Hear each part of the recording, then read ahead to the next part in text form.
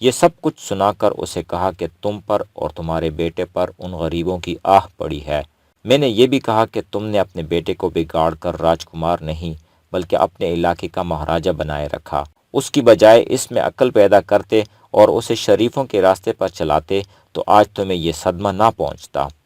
تینوں ٹھاکر دبک گئے اور میں نے انہیں کہا کہ آئندہ وہ تھانے نہ آئے۔ اگر انہیں کوئی نئی بات معلوم ہوتی ہے تو وہ بتانے کے لیے کسی بھی وقت آ سکتے ہیں، اور اگر میں اپنے گھر میں سویا ہوا ہوں تو مجھے جگا بھی سکتے ہیں۔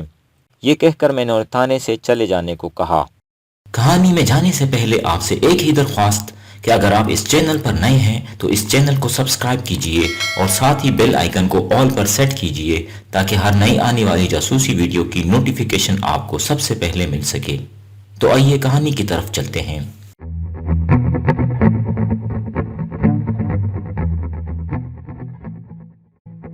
ذرا تصور میں لائیے، ایک خوبرو جوان غریبوں کی بیٹیوں کو اس لیے خراب کرتا تھا کہ وہ ایک امیر باپ کا بیٹا تھا اور گاؤں میں اس کا حکم چلتا تھا۔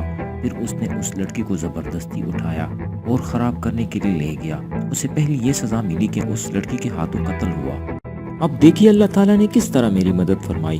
چھٹا یا ساتواں روز تھا کہ ایک سنار کا بیٹا تھانے میں میرے پاس آیا اور کہنے لگا کہ میں اس کی دکان پر فوراً پہنچوں۔ وجہ یہ بتائی کہ جو ٹاپس میرے پاس تھا اسی جیسا دوسرا ٹاپس بکنے آیا تھا۔ اطلاع ملتے ہی میں ٹاپس جیب میں ڈال کر اٹھ دوڑا۔ صرافہ بازار قریب ہی تھا۔ میں اس کی دکان پر پہنچا۔ وہاں ایک عورت برقعے میں بیٹھی ہوئی تھی۔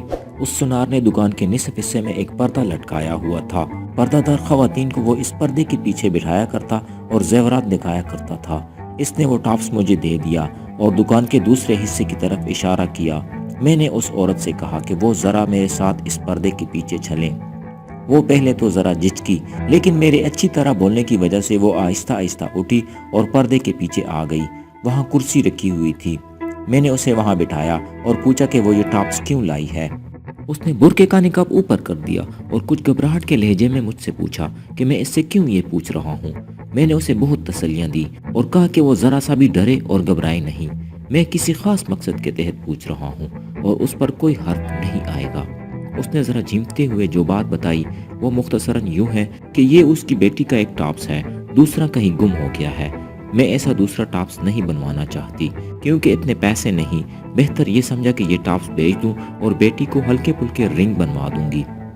میں نے دوسرا ٹاپس اپنے جیب سے نکالا اور اسے دکھا کر کہا کہ اس کا گمشدہ ٹاپس یہ میرے پاس ہے۔ میں نے دونوں ٹاپس اپنے ہاتھ میں اکٹھے رکھ کر دیکھے تو وہ بالکل ایک جیسے تھے، بال برابر بھی فرق نہیں تھا۔ رام سوروپ نے اپنے بیان میں کہا تھا کہ اس لڑکی نے انہیں یعنی رام سوروپ اور مقتول کو روتے ہوئے بتایا تھا کہ اس کی ماں سوتیلی ہے جس نے اس کی زندگی جہنم بنا رکھی ہے، اور اس آدمی سے پیار ملا تو اس کے ساتھ گھر سے چل نکلی۔ مجھے یہ بیان یاد آ گیا۔ میں نے اس سے پوچھا، ایک بات بتاؤ بہن، کیا تم اس بیٹی کی سوتیلی ماں نہیں؟ اس عورت نے یوں بھی دکھ کر میرے منہ کی طرف دیکھا جیسے میں نے اسے اچانک سوئی چبو دی ہو۔ اس کی آنکھیں ابل آئی اور چہرے کا رنگ بدل گیا۔ میں کوئی نجومی یا جوتشی نہیں کہ پردوں کے پیچھے کی باتیں معلوم کرنے کی طاقت رکھتا تھا۔ یہ عقل کی بات تھی کہ میں نے اس وقت تک جو تفتیش کی تھی اس کی باریک سے باریک تفصیل اور ایک ایک لفظ جس کسی نے بھی کہا تھا میرے ذہن میں محفوظ تھا۔ ذہن بیدار نہ ہو تو تفتیش میں سوائے ناکامی کے کچھ حاصل نہیں ہوتا۔ عورت تو جیسے بدھ بن گئی تھی۔ میں نے اس کی طرف جھک کر ذرا دبی سی آواز میں پوچھا، کیا لڑکی صبح سے پہلے گھر پہنچ گئی تھی؟ اب تو اس عورت کے چہرے سے یوں معلوم ہونے لگا جیسے ابھی بے ہوش ہو جائے گی۔ اگر میری یہ دونوں باتیں جو اس سے پوچھی تھی بے بنیاد ہوتی تو وہ حیرت سے مجھے دیکھتی اور پھر پوچھتی کہ میں نے کیا جگ جگ لگا رکھی ہے۔ اس کی خاموشی اور پھر اس پر جو کیفیت طاری ہو گئی تھی اس سے پتہ چلتا تھا، بلکہ یقین ہو گیا تھا کہ وہ لڑکی اسی عورت کی سوتیلی بیٹی ہے۔ آخر اس کے ہونٹوں کو جنبش ہوئی لیکن کوئی لفظ منہ سے نہ نکلا اور اس نے ایک بار پھر بولنے کی کوشش کی۔ اس نے بڑی مشکل سے یہ الفاظ اپنے زبان سے نکالے، آپ کو کس طرح پتہ چلا ہے؟ میں نے شفقت کے لہجے میں کہا، میں ایک بار پھر کہتا ہوں، ڈرے نہیں، میں جو پوچھوں گا وہ ٹھیک ٹھیک بتا دیں۔ بہتر یہ ہے کہ میں آپ کے خاوند کو بلا لوں تاکہ آپ کا ڈر ختم ہو جائے۔ تو کچھ سوچنے اور کسی فیصلے پر پہنچنے کے قابل ہی نہیں رہی تھی۔ خاوند کو بلانے کے متعلق وہ دگلی سی بات کرتی تھی۔ میں نے اپنے طور پر سوچا کہ میں وردی میں ہوں اور اس عورت کے ساتھ اس کے گھر گیا تو سارے محلے میں اس کی بےعزتی ہوگی۔ آپ جانتے ہیں کہ پولیس کسی کے گھر کسی اچھے کام کے لیے بھی جائے تو لوگ اپنی اپنی کہانیاں گڑھ لیتے ہیں۔ پولیس کا کسی کے گھر جانا معیوب سمجھا جاتا ہے۔ میں نے یہ طریقہ اختیار کیا کہ اس عورت سے کہا کہ وہ سنار کے نوکر کو اپنا گھر سمجھا دے اور یہ اس کے خاوند کو یہاں لے آئے گا۔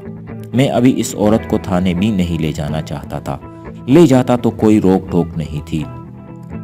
میں اس عورت کی عزت کی سوچتا تھا، یہ میری شرافت تھی، اور ایک وجہ یہ بھی تھی کہ وہ ہندوؤں کی اکثریت کا علاقہ تھا اور مجھے اچھا نہیں لگتا تھا کہ ایک مسلمان خاتون کو رسوا کر دوں۔ عورت نے سنار کے نوکر کو اپنا گھر سمجھایا اور یہ بھی کہا کہ اس کا خاوند اس وقت گھر میں ہوگا۔ نوکر نے گھر سمجھ لیا اور میرے کہنے پر دوڑتا گیا۔ اس کے خاوند کے آنے تک میں اس عورت کے ساتھ باتیں کرتا رہا اور کچھ اس نے باتیں کی جن سے یقین ہو گیا کہ وہ لڑکی اس کی سوتیلی بیٹی تھی، لیکن میں نے واردات کی کوئی بات نہ کی۔ اس عورت کا دراصل مطلب یہ تھا کہ میں اس کی سوتیلی بیٹی کے خلاف کوئی کارروائی نہ کروں اور اس قصے کو یہیں گول کر دوں۔ میں گول مول سی باتیں کرتا رہا اور اسے تسلی دلاسا بھی دیتا رہا۔ اتنے میں اس کا خاوند آ گیا، پڑھا لکھا معزز آدمی تھا۔ میں نے بڑے اچھے لہجے میں کہا، محترم، میں آپ کی بیگم کو تھانے لے جا سکتا تھا، لیکن آپ کی پوزیشن اور عزت کا خیال کر کے آپ کو یہاں بلایا ہے۔ میں مسلمان ہو کر کسی مسلمان کی رسوائی برداشت نہیں کر سکتا۔ اس ٹاپس نے راز فاش کر دیا ہے۔ میں آپ پر پردہ ڈالنے کی پوری کوشش کروں گا، بشرط یہ کہ آپ ساری بات بالکل صحیح مجھے بتا دیں۔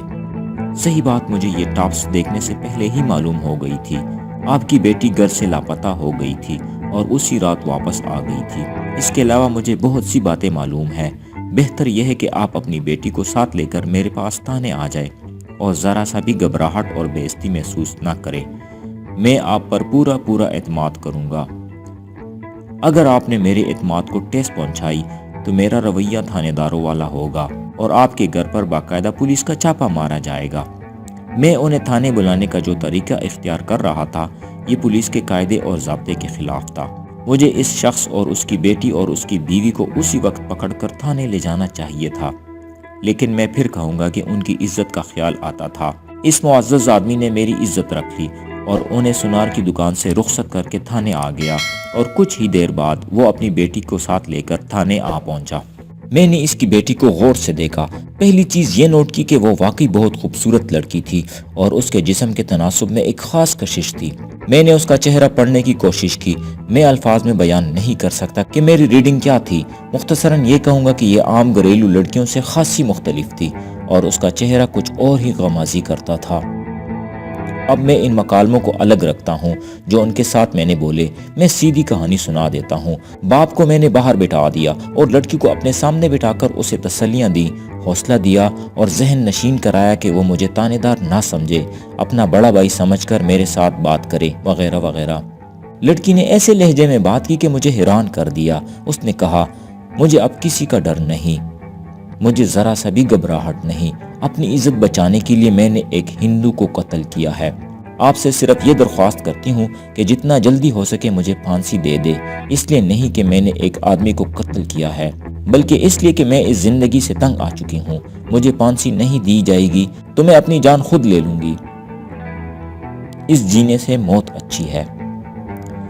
مجھے توقع تھی کہ یہ نوجوان لڑکی ابھی رو پڑے گی، لیکن اس کی آنکھیں خشک تھی اور وہ بڑے ہی تحمل اور پورے اعتماد کے ساتھ بات کر رہی تھی۔ میں نے اسے کہا کہ وہ جو دل میں آتا ہے مجھے سنا دے، پھر میں دیکھوں گا کہ اس کے لیے کیا کر سکتا ہوں اور اس کے لیے کیا بہتر ہے۔ میں نے یہ بھی کہا کہ اگر اس نے کسی کو قتل کیا بھی ہے تو ضروری تو نہیں کہ اسے سزا ملے گی۔ اس نے جب میری اس بات کے جواب میں بات کی تو میں نے نوٹ کیا کہ یہ لڑکی ذہنی طور پر نارمل نہیں۔ بہرحال وہ میری بات سمجھ گئی کہ میں اس کی ساری زندگی کی کہانی سننا چاہتا ہوں۔ وہ بھی شاید اپنے دل کا غبار نکالنا چاہتی تھی۔ میں نے اسے یہ بھی کہا کہ وہ بولنا شروع کر دے، پھر یہ نہ دیکھے کہ کتنا وقت گزر گیا ہے۔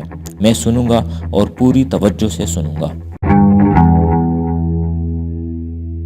تو یہ تھا آج کا ایپیسوڈ۔ امید ہے آپ کو پسند آیا ہوگا۔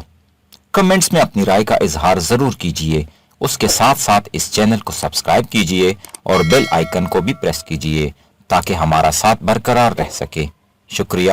ملتے ہیں ایک نئی ایپیسوڈ کے ساتھ، تب تک کے لیے خدا حافظ۔